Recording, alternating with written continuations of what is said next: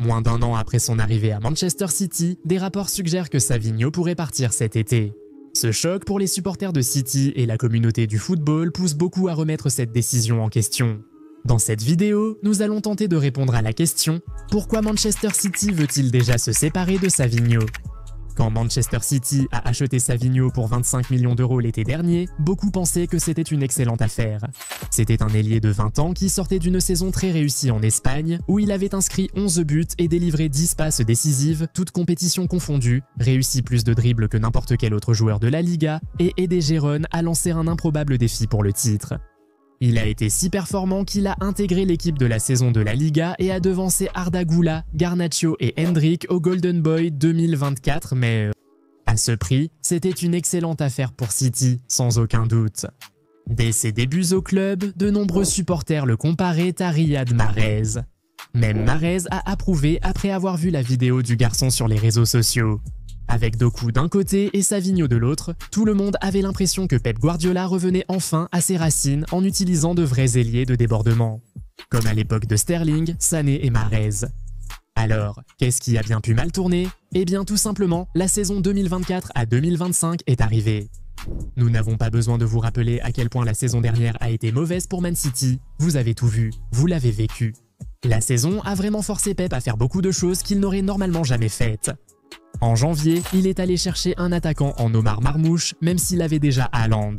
Il a acheté Nico, qu'il a très peu utilisé depuis. Il a aussi acquis Victor Riis, déjà prêté à Gérone.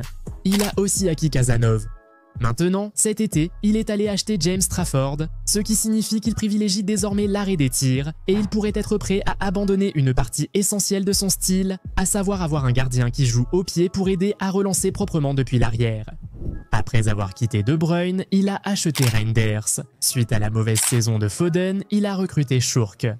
De plus, l'achat de 8 Nuri montre qu'il veut arrêter d'essayer des défenseurs centraux à gauche et préfère un vrai arrière-gauche expérimenté en Premier League. Mais, après avoir constitué cette très bonne équipe, il a tout de même été éliminé en 8e de finale de la Coupe du Monde des clubs par une équipe de la Saudi Pro League. Donc cela a probablement poussé Pep à trop réfléchir. Il se dit qu'il manque encore quelque chose ici.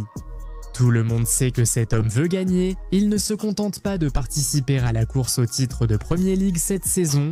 En voyant les actions de ses rivaux pendant le mercato, il doute sûrement de pouvoir gagner la Ligue avec son effectif. Bien sûr, Haaland garantit énormément de buts. Mais chaque fois que City a remporté la Ligue, ils ont aussi eu une production offensive incroyable venant d'ailleurs que de l'avant-centre.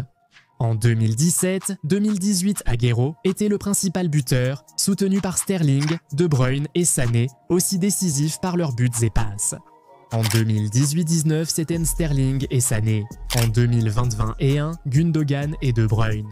En 2021-22, c'était De Bruyne et Sterling. En 2022-23, c'était De Bruyne et Mahrez. Et en 23-24, c'était Foden et De Bruyne.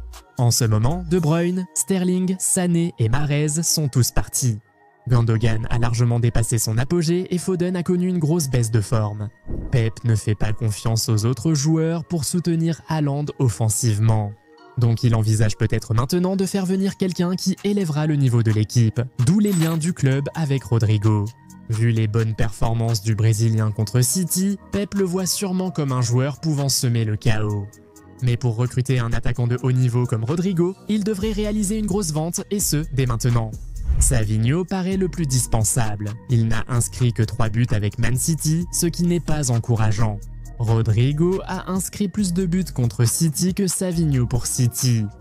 De plus, même sans faire venir Rodrigo, Pep a environ 5 joueurs qui peuvent jouer le rôle de Savinho dans une large mesure. Oscar Bob, ailier droit gaucher, a souvent joué comme Bernardo Silva à ce poste.